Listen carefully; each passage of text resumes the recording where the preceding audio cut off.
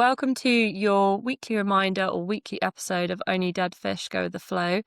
Before we start recording, I just wanted to do a quick special mention to the Red Roses who competed this weekend at the Women's Rugby World Cup. It was amazing to watch it, but the main takeaway that I found was videos of the coaches and the athletes afterwards being so taken away back from the amount of support that was there for them and how visible England rugby had made it. I think that was probably my favourite part of the whole event, of how visible it was and how much support and attendance that it got. So absolutely not banging out the wrong tree about people wanting to watch women's sport or be a part of it. This week we have Hetty Kingston on our episode. She's a bit of a Swiss Army knife in terms of what she gets up to. So we've got researcher, event organiser, author and mum of twins, which I think definitely counts as a job in itself. So welcome, Hetty, to the podcast. Hello, thanks so much for having me on. It's really good to be here and chatting. Really good to be here online in the flesh. Sadly, we're quite far apart, otherwise we would be in person. Yeah, the logistics of recording with Hetty up in the Lake District didn't quite work, but that is the amazing thing about all of us being so technologically gifted that we can now hop on a call. I say that in complete irony because I am not technologically gifted at all. But would you like to name and explain what you do, Hetty? So I think I wear many different hats. When it comes to my work, I'm absolutely passionate about participation in the outdoors and getting more people enjoying the kind of natural spaces and feeling like they belong there. So my work is a combination of research and events, as you mentioned. And then when I am not behind my desk, I'm definitely a jack of all trades. If it involves going a long way and trying hard, then that's definitely my cup of tea. I like getting in cold water. I like running a long way, cycling off road, climbing and mountaineering. Yeah, I can't profess to be a professional athlete, but I do really enjoy getting out, and I've been really lucky that's taken me to some incredible places. Yeah, because you're predominantly based sort of gravel bike. Is that the right terminology? Yeah, no, you got it. You've hit the nail on the head. I'm kind of most commonly found on my gravel bike. But I guess I've had quite an eclectic journey to get there, because actually my original sport, if I had one, was actually dressage. So I've kind of come quite a long way since those days, but that was where my kind of love of sport started. Yeah, that's quite a jump going from dressage to gravel bike riding. Gravel biking, for those that aren't really in the cycling loop, i.e. me, because I would sort of pair gravel biking and mountain biking as the same thing, but I feel like they're not, and that's wrong. No, I think it's all a spectrum. And so gravel biking, for those that don't know, is riding off-road on a kind of variety of different terrain. Traditionally, it's kind of what you picture in your head as gravel, but round where I live, it's much more varied, and definitely we end up mountain biking on gravel bikes. Gravel bikes look similar to a road bike in the sense that they have sort of the drop bar handlebars, and they don't have any suspension typically. But more and more, kind of the world of gravel and mountain biking are sort of overlapping into each other with various different bikes and where we all ride. So I kind of generally think of what I do as like, I love riding off road. If it's on sort of some sort of bumpy, lumpy, muddy surface, then you'll find me there. Oh, yeah. That sounds absolutely delightful. When you said no suspension and then went into like bumpy, lumpy track, I was like, that sounds comfortable. Could you sort of tell us a little bit about the best and the worst part of your sport, if you like, or your cycling? I think the best part has to be sort of like the landscape and where it takes you. I think from like, touring around places like Slovenia, or I guess like off the bike and onto skis, which is slightly different, but it's still sort of, I see everything that's endurance and going a long way and moving is kind of quite similar to places like Kazakhstan. I just think that it's a really good way to explore the area and the culture around you. And on top of that, it really gives, for me, even if I'm trying quite hard, it gives me a real sense of peace and calm. I don't know whether it's like the sort of rhythmic nature of turning the pedals or just kind of like the fact that you're going the speed you're going and it's all down to you and your effort, and actually, there's a lot you can't control. There's just you and the bike. I really like that simplicity, and it brings me a lot of joy. I can completely agree with that with my old sport rowing, and I really enjoyed the long sessions on the water, and the mist would just be coming off, and it'd be like early-ish. I want to say maybe 7:30, and the sun would like burn the mist away, so you got really beautiful visuals. And then the rhythm of rowing and breathing, so you had to like Yeah. organize your breathing a bit. And yeah, the rhythmic nature of the sport was very, very calming, and it sort of, when you had a long distance to go, it gave you plenty of time to organise your thoughts for the rest of the day, or be too tired to care about what was going to Yeah, happen during yeah, the yeah, rest of the day. definitely. You do definitely hit that point where you're like, "It doesn't matter anymore." Like, I'm just functioning and I'm just going.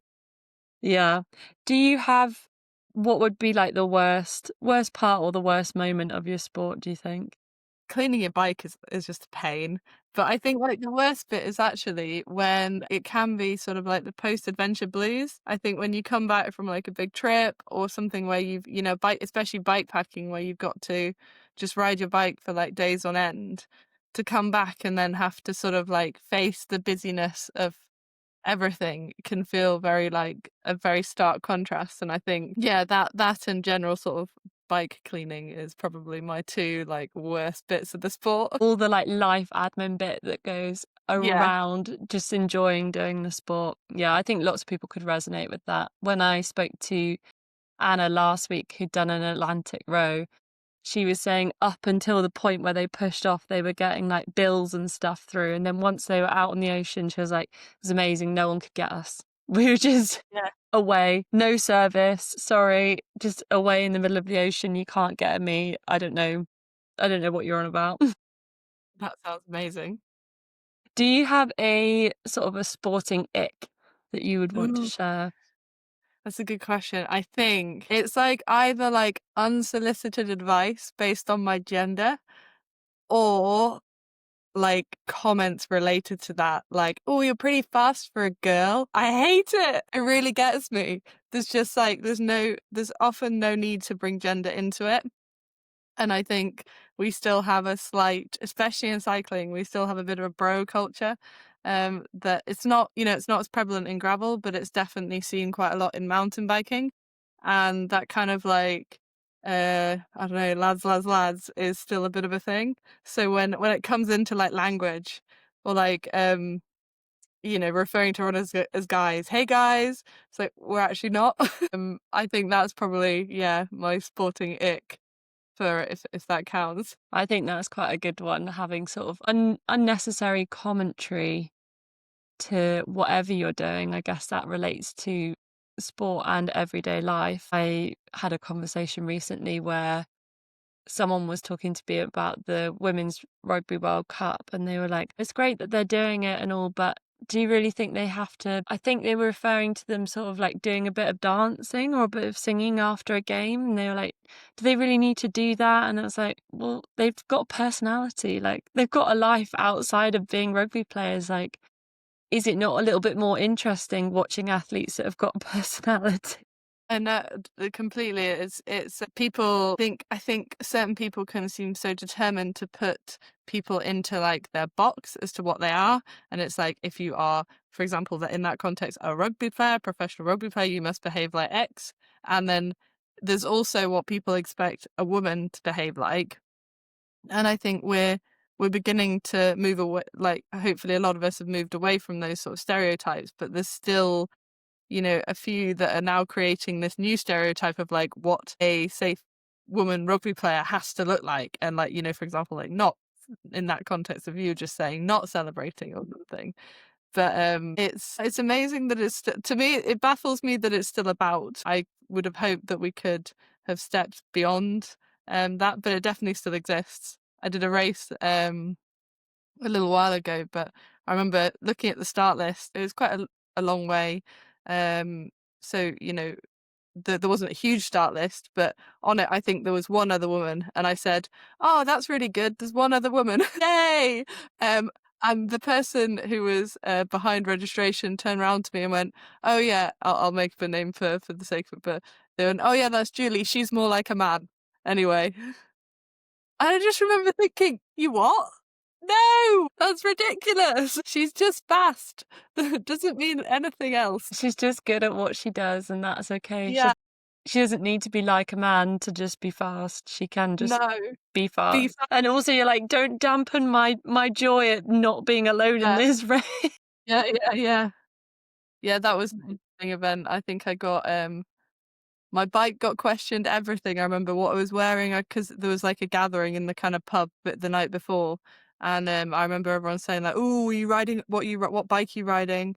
I was, like, riding my gravel bike, and they're like, "Ooh, have you done something like this before?" Like, all my like, it was almost like just because I was, um I'm pretty sure that they were questioning, all newcomers, but I felt very much like because I was a woman, I had to sort of like unroll my CV and prove to the other competitors that I was not gonna get kind of like, I don't know, stranded in the middle of nowhere. They're like, "No, I do know that I signed up for this, and, I have done a bit of prep. Not much, Yeah, but a bit. Enough to beat just you." a bit. Yeah. Funnily enough, the moment everyone actually starts cycling, the attitudes change and it's much it's yeah, much more welcoming. That's good. That leads us sort of onto our dying on the hill, which I think is probably gonna take up the majority of our conversation. Your sort of catchphrase for this, if you like, is putting research into action. So I'm really excited that I think you might have some good statistics.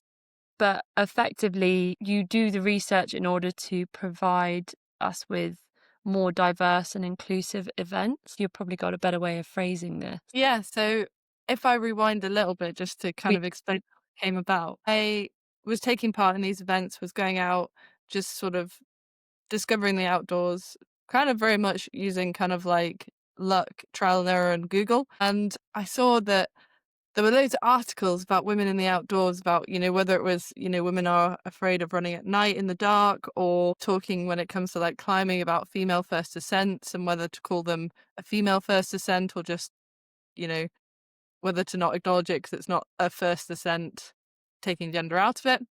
And I remember reading all these different articles and thinking, cool, there must be some really interesting data behind all of this. And went to have a look and I was like, there's nothing. Like all these they're all opinion pieces, which is great, but I really want to know for the majority, not for maybe just like professional or like, influencers or ambassadors. I want to know for, you know, a large proportion of women what their experiences and what their feelings are, because it's fantastic that brands and organizations are sitting up and listening and wanting to do stuff to support women in the outdoors.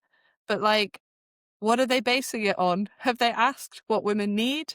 Have they, are they listening to what we want? And that kind of it started as a hobby, and then essentially it became like my full-time job because it really grew. And then I kind of wasn't satisfied with just putting the data out there. That felt good, but I also wanted to put it into action through various events. So I kind of work with communities from the ground up and try and create, whether it's like festivals or um, workshops, or even I organized a huge relay that went from Glasgow to Egypt, which was pretty insane. So the event Oh my side is very god. eclectic. But I'm just passionate about getting that data and then translating it into kind of actions that so people can benefit from it. Because the statistic that sort of springs to mind um, immediately is that 97% of data done on like sport is done on men and the other 3% is women, or it's 97 or 94, but either way it's only 3% or 6% is done on women. That's specific to high performance sport, or if it's just to generalize, but it's not a large amount. And often I've been to sort of workshops about female performance on a high performance scale, and I like go with my notebook and I'm ready to take down notes, and they're like, we don't really have the answer, but this is what we are currently researching, and it is very far behind. It is. I think I've just come back from a fantastic event where we had some incredibly inspiring talks, and there was one from an amazing female founder who was talking about testing sports bras. And when they came to test, they found that there was no female dummy. There's no They had female dummy for a sports bra. they had to create that to do their testing properly, because they kind of honestly said, this is ridiculous. We have to we have to test on a female form. Like we can't test on just the male dummy. But like, we're 2025. Like, yeah, it's just mad. I think that is the main thing that I'm going to take away from this podcast. I don't know what other data you're about to dump on me, but the fact that they didn't have a female body to test sports bras or like a female dummy, that's mental. Yeah, I think things are changing. Like, I think like participation, especially in, for example, take mountain biking. At the minute, there's no kind of UK-wide survey that looks at participation in mountain biking specifically, but the estimation is that it's about 20% women. But there was a huge increase during COVID. So many Mm. more women took up cycling in COVID. I think it was like something like a 56% uptick compared to men. The reasons for that are kind of still, there's not been research into the reasons for that, but there's thoughts behind it being like quieter roads and just generally like more availability of time. But female participation is lower than male participation at the minute. But there are so many women coming into the sport and there's so much potential. And actually, something that I think is really important is that if women are seen as kind of an incredibly, I can't think of the right word, there's like so much potential for growth of women's sport. And I think we're seeing it in football, we're seeing it in rugby. Like, the number of women's teams is increasing, the number of women in the sport is increasing, and also the popularity of watching it. And I think that has the potential to sort of to be the same in other sports as well, such as mountain biking. It is sporty spice summer at the moment. Like everyone and their dog is doing women's sport or watching women's sport to some extent. And it does feel like we're at sort of a turning point where it is about to accelerate. But is it going to keep accelerating, or is it going to slow down almost? Or is it just that everyone's marketed it really well for summer 2025? And I think it's going to accelerate. But I do think it would be interesting to see how the momentum keeps going. I was going to say, with mountain biking, I think it must be quite similar, I guess, to this sort of rowing sport where it's difficult to film and give that visibility in terms of like watching a competition or having like people tune in to be a part of the Yeah. competition. So with like the football and the rugby, I think they've got not a head start, but it's easy for people to tune in or go to a game because it's obviously not a static point or a static game, but it's a static pitch. And I think that does really help with like the visibility of that sport, and also they're very popular sports anyway. But that was what I was thinking, is it would actually be quite difficult, similar to rowing, to like film and then market the sport. Yeah, and I think a really big thing is we hear the phrase that like, if you can see it, you can be it. And that is true to an extent. But what we need is the marketing and media to be there. That's so important. So I did a big piece of research on diversity and inclusivity within cycling called Turning the Cogs. So this looked at underrepresented riders as a whole. So it wasn't just women, but it featured obviously a lot of women. It looked at what barriers riders face that stop them getting to the start line, the friction points they experience that make it harder, what's helping them. And then I also kind of went on and said, what else do we need to do within cycling events to make more people and more folk feel like they can show up on the start line? And of the kind of like, when we're looking at things like mentorship or 50-50 split, so by gender for the start, visible role models was definitely like the top sort of like, this is what helps us, of the things that already exist. But what we need, going back to what you were saying about marketing and media, is like we need that coverage, and it can be challenging to capture because it can feel a little bit chicken and egg. It makes such a huge difference to women's experience if they see themselves kind of advertised in an event, or just like on following sort of main mountain biking media, following that, and just seeing yourself or people like you in the images makes a monumental difference. Because I mean, how else would you know that you will, like, how else do you know what it would be like, or how do you picture it if you've not been and done something? Your main way you kind of create those images in your head is like looking at, whether it's like traditional things like magazines or social media. I mean, social media is a bit of a double-edged sword, but is an amazing way to get stuff out there. It's a massive thing to get stuff out there. Going back to, well, not going back, because we were just talking about it, but turning the cogs, that bit of research, what do you think was the most interesting sort of finding? So I think there was quite a lot of, I wasn't shocked, but for example, 32% of women who ride off-road had experienced or witnessed discrimination at an event, which is high. And then, like, compared to, say, the men who took the survey, women scored 5 out of 10 for like how accepted and welcome they feel at a cycling event, where like, naught is not at all accepted and welcome, and 10 is like the most welcome. So women scored 5 out of 10 on average, and men scored 8 out of 10. So there's Okay. definitely like a difference there. And when we kind of analysed the language used of women when describing events, that it was, you know, it was not necessarily positive. Although the majority said they felt that cycling and cycling events had kind of overall led to a positive experience in their life. Their experience at the time was not always positive. But it wasn't all doom and gloom. Plenty want to do more. I think it was, I can't remember the stat off the top of my head, but it was around the 60s or 70% want to take part in more events, which is great. And then something I found really interesting was looking at the motivation for taking part.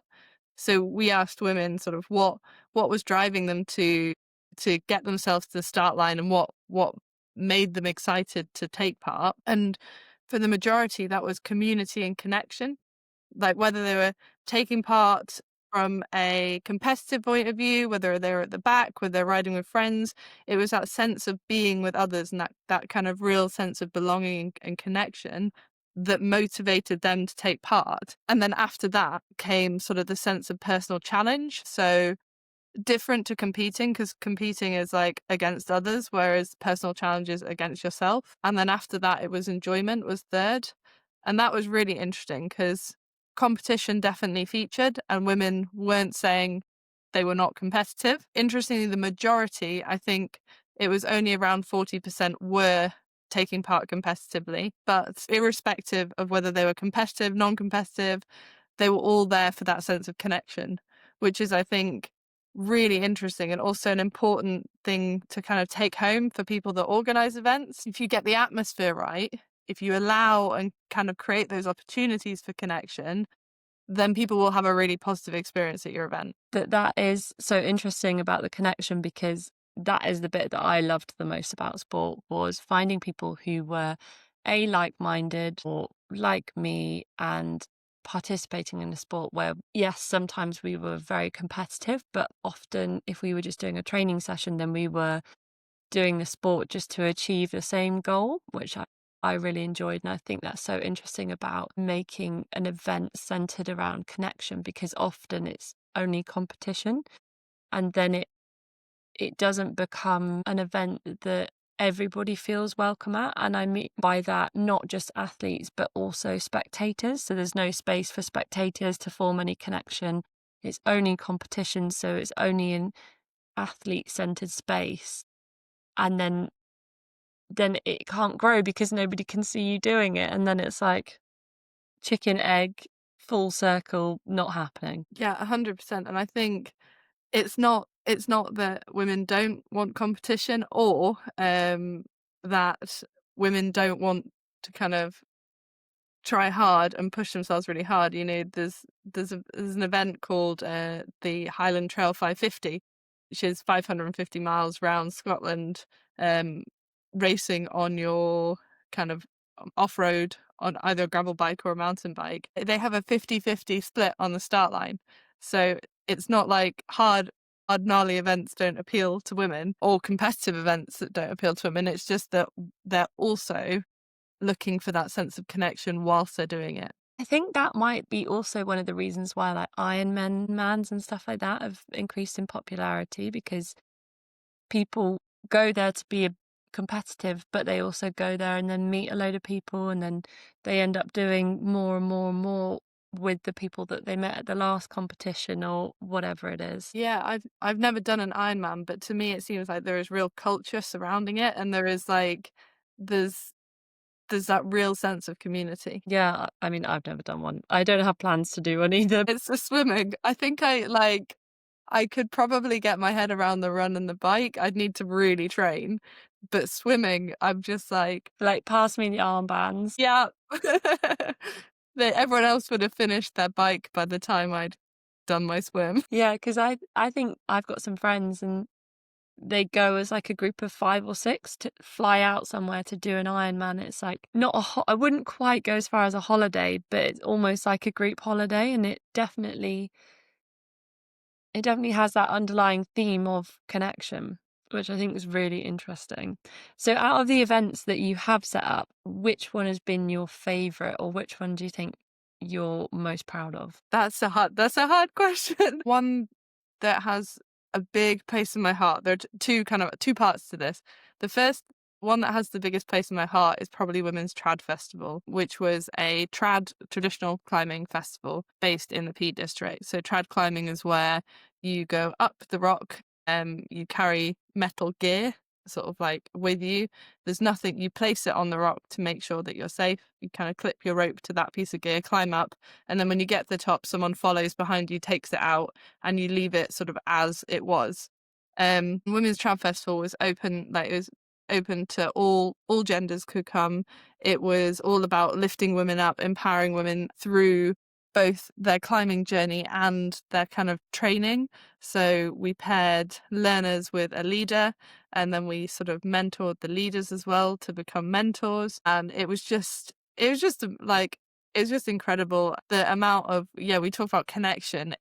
I was blown away because people would leave the weekend and they'd either write to us afterwards or they'd say that it had changed their life and that it had had such a profound impact on them. And we had people that were still climbing together that we'd paired at the festival, like years later, or they'd started maybe a group together, or so it just completely blew me away, the impact that event had. We ran it for 8 years. So yeah, it was amazing. A lot of work, but absolutely incredible. And then I think the second part, so the one I'm probably, I like, it's hard to say most proud of, but I am particularly proud of this, I think, is the relay that organised that went from Glasgow to Egypt. So this was all in aid of climate action. So we took a baton from Glasgow, ran it 7,767 kilometres through 18 different countries. It was all human powered to get to Egypt, which is where COP27 was. So we'd come from the home of COP26 to the launch of COP27, and delivered in the baton was a message from hundreds of thousands of young people on climate action, which we presented at COP. And it was mad. It was crazy. Like, it was all kind of, it was a relay. So everything was either cycled, run, we windsurfed a bit, we rode, skied. It was crazy. And it ran day and night, 24/7, didn't stop. And we visited a lot of different schools along the way. So we involved about 1 million young people in the journey along the way as well. So that was logistically incredibly complicated, but I am very proud that we pulled it off. I was going to say that sounds like a logistical nightmare in It was terms of, quite complicated. yeah, Yeah, but really, in terms of visibility, the fact that you being able to go into schools along the way and sort of talk about what you're doing, I think that is amazing. So did you do a section of the relay yourself, or did you have to follow it all as sort of head of admin?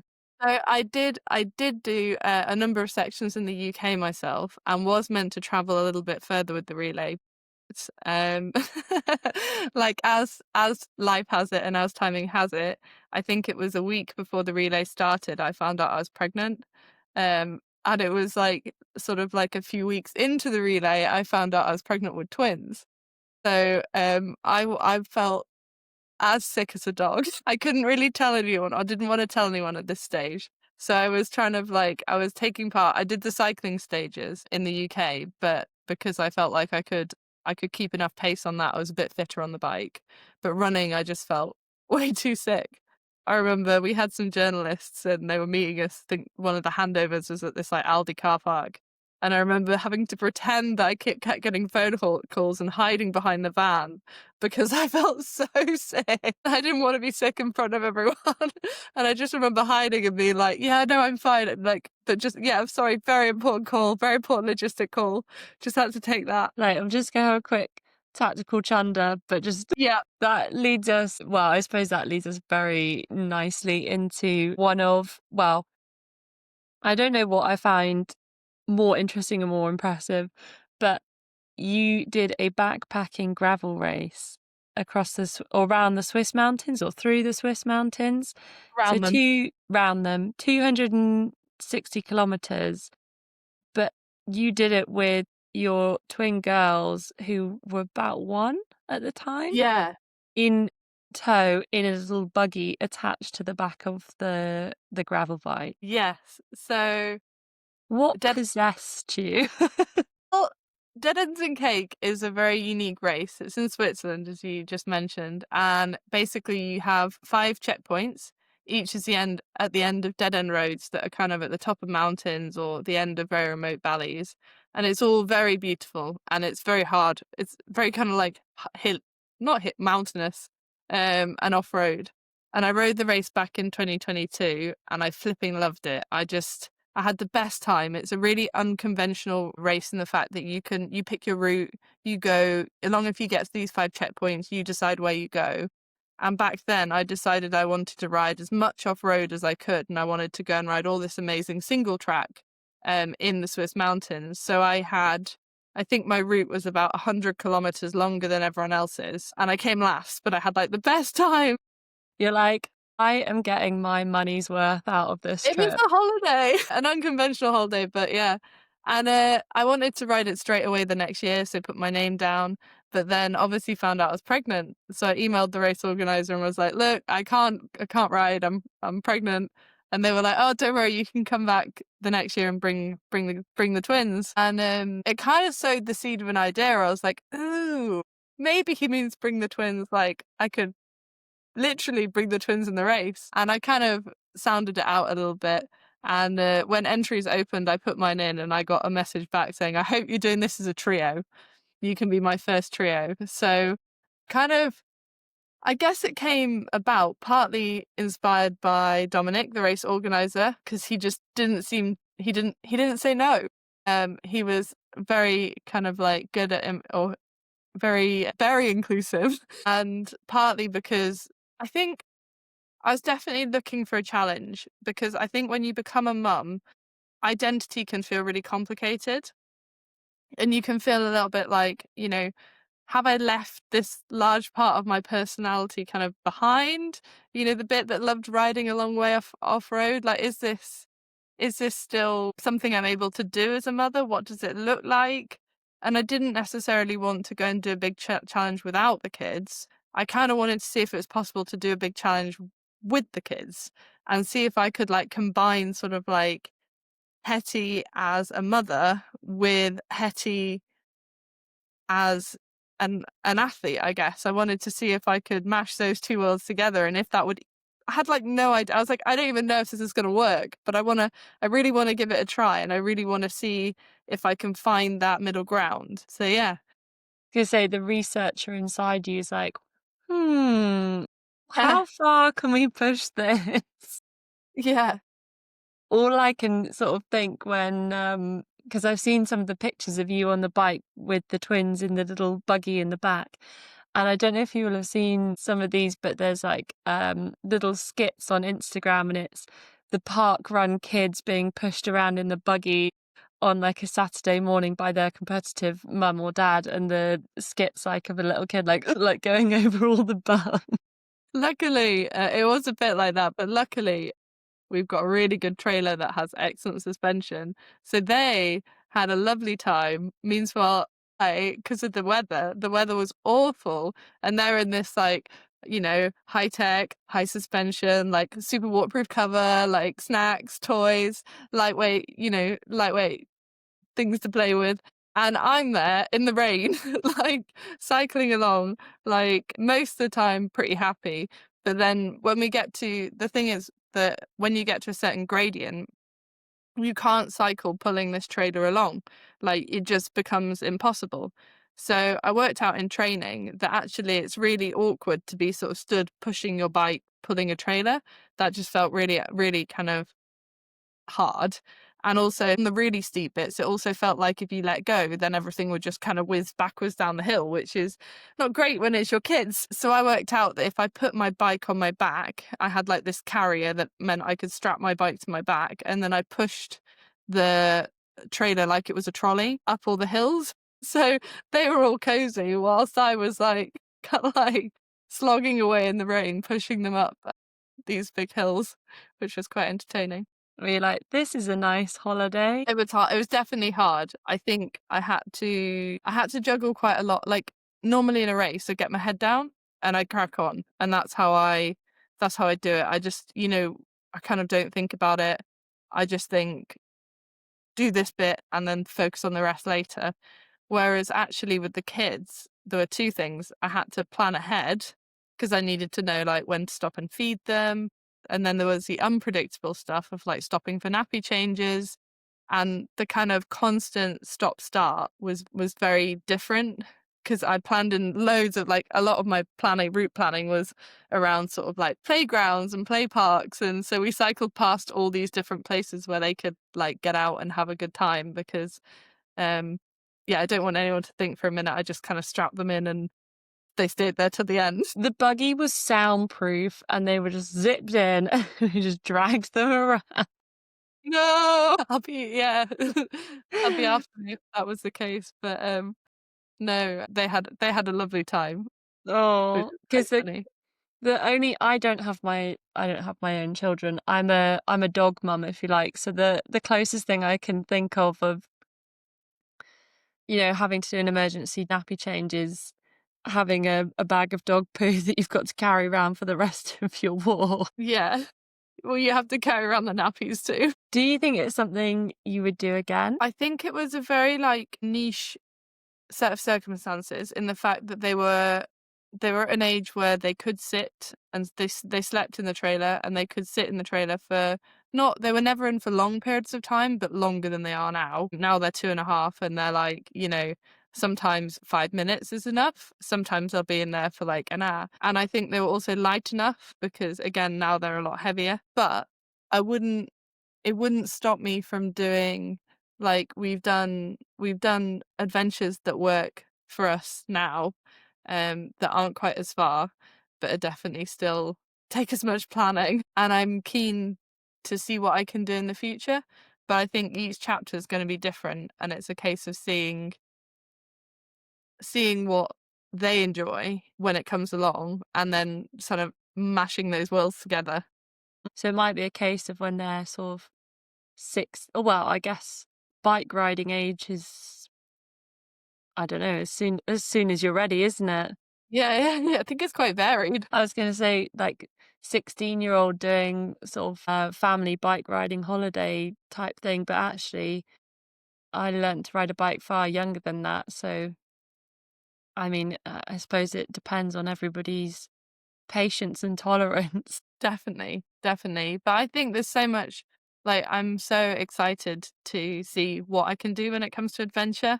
I remember when my partner and I were mountaineering in France, and we were walking back across this glacier, and this family were walking the other way, and there was like dad, mum, like a little kid, probably like, 7 or 8 year old, just walking across the glacier, like, and I thought, yeah, if they can, if they can do that as a family, then let's try it in a bit.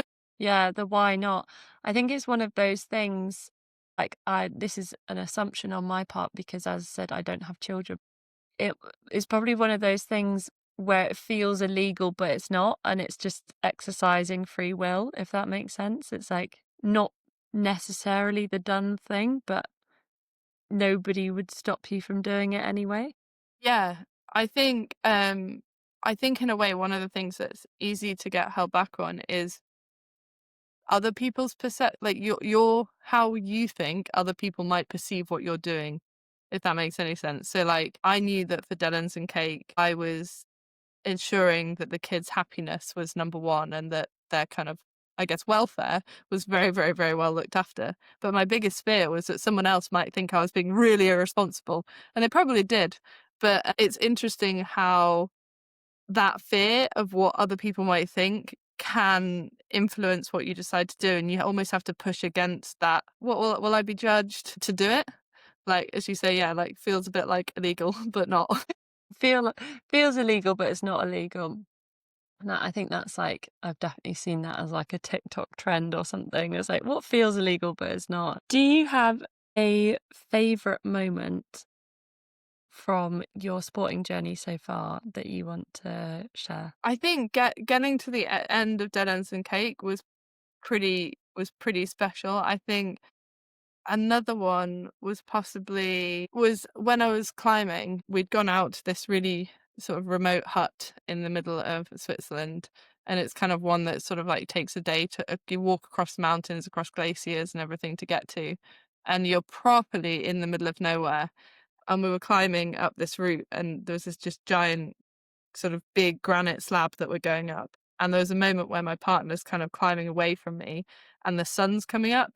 And it's just permanently like, it will never leave my head, that moment. I remember I really wanted to take a picture because it was so stunning, but I was also belaying. So I had the rope and was making sure he was safe. So I didn't want to obviously not do that. That would have not been the best thing to do. But yeah, that moment is definitely firmly placed in my mind. I like it because it wasn't the top of something, it wasn't the end of something, it wasn't anything other than just like a very sort of, I don't know the right words, but just a snapshot of something that we were doing. And I like that. Snapshot of a journey, if you like. Yeah. Yeah. It's almost the sort of thing that you need to ask someone who's relatively good at painting. You're like, this is the vision, and I can see it in my mind, but I didn't take a picture of it, or something that is just, yeah, that's just a special sort of visual that you have in your mind. Yeah. And that's where it needs to stay. I'm sure lots of people who do different sports in different locations will sort of resonate with that they've got like this one session or this one experience where everything was perfect and it never got replicated. Yeah, pretty much. And there's no evidence of it, but No, everything was absolutely as it should be. Do you have a best fuck up? I think probably it was, I think it was potentially entering a race called Ardrock. Now, Ardrock's like a mountain bike race, it's an enduro, and it's very, very, very bro. It's very ladsy. And I got kind of convinced to enter this race by um my partner and his two friends. And they were like, it'll be great. And I was like, you know what, riding downhill really like technical stuff isn't really my thing. I enjoy technical, but I'm not like a jumps and kind of like big drops kind of person. But they convinced me and they're like, it's all good. We'll be riding around together. It'll all be fun. It'll all be fun. Anyway, meters off the start line, my partner Tom, his bike breaks and there's a sweeper at the back. And because we're the last wave to go, the sweeper catches him instantly. So he's like out. And so we're cycling as a three, we get to the top. And on the first sort of run or downhill section, one of our other friends gets a puncture. So he stops for that. his brother stops to help him, so that's like just me now. And the sweeper catches both of them. So then I'm at the bottom of the sort of just starting still, but done the first run. And I'm thinking, what? What is this? I did not want to do this by myself. And now I'm riding off to ride all the rest of this course, just like completely soloed. It was so steep in places, and it was definitely more than I wanted to ride, but you're kind of committed. Like once you started going down and you picked up enough speed, there wasn't really like a chicken line or like a run out. You just had to do the thing. And that was just like, it was just chaos and carnage. And like, I just remember thinking, what am I doing here? Like, it was a lot of adrenaline. And I kind of came away thinking, like, I'm really proud I rode that. That was kind of, in a weird way, a lot of fun, but definitely type 2 fun where it's only fun afterwards. But I don't think I'd ever do it again. That's the sort of thing where you're like going down it and you're like, I will be having words with you when I get back. Yeah. And like having to like really hold it together because everyone's like, "You're right." And I'm like, "No, I'm fine." Like, fine, I'm just concentrating. And I happen to have a face that looks kind of like sad and upset when I'm concentrating. I don't think that sounds like your fuck up though. I think that sounds like someone else's for sure. Let's not point fingers, but that's where I would point a finger. It was yeah, it's a good story to tell. One of the other questions that I have on here is there one thing you would like to change in sport or your sport at the moment? I'd really love to see more women taking part in cycling. And I know it sounds obvious given everything I've said, but I'd love for them to feel like they belonged within the sport because I guess I get so much joy from what I'm doing. And when I'm riding, like for example, when I'm riding with a group of, I organise a group called Peak Gravel Gang, and like when we're riding together, I don't even think about like I don't think about gender. I'm not thinking about whether I am or I'm not, or all I think is this is really fun. I'd love for more women to feel that and feel like they had a kind of space within cycling and that they could take up space because taking up space is so important and to Mm, feel like you deserve that space. yeah. I think about all the places and all the people that I've met through sport. So like you were saying, the connections and all of that people who don't sort of engage in sport, even if it's just a gym membership, miss out on. Yeah, 100%. I think there are so many different sports and there's a whole host of different ways to enjoy being active that I'm a bit people if you don't love what you try first, try something different. Keep going, like don't give up because there's definitely something out there for everyone. It's just a case of finding it. Yeah, 100%. I started rowing with a group of girlfriends, but initially we sort of thought that we might find a tall boyfriend. You know, I did succeed in that eventually, but it did take me on a bit of a wild ride and I got completely hooked by the sport, and it was the most brilliant experience to have been a part of it for like the last 12 years. And so I would just say, whatever the reason is that you start, you probably end up finding that you stay with it Yeah. a lot longer than that initial reason. Do you have a piece of advice that or like a personal quote that you refer to often? I think I would say prioritize joy and forget perfection. Oh, That would be my advice. Because if you prioritize joy, then you're going to make sure that you're having a good time. And perfection can just stop you from even starting. If you're desperately trying to achieve the perfect set of circumstances or the perfect training or the perfect event, then I think it can feel like too much. It can be too daunting. So, yeah. I think that's one of my favorites that I've heard. Yay! At least this week. At least this week. At least I'm so flattered. I feel like it's so easy every time I record something with someone new and I haven't heard their sort of perspective on something before. I get so sucked into being like, wow, this is the most amazing Converted. thing. Yeah. Fully converted. Why do I sign up? Absolutely. That's what's going to happen is I'll spend the whole of next week just obsessing over this episode and whatever information you've told me. and then I'll talk to someone else, and then it'll be the same cycle over and over again. It's a good pattern to be in. It is. Prioritize joy. What was the Forget second half? Sorry? Prioritize forget joy, perfection. forget perfection. I like that a lot. I think that is definitely something that the high performance end need to sort of keep in their back pocket a little bit when they've done an event and it's not quite been perfect, and it sort of takes away from every other single part of Mm. what they've just done.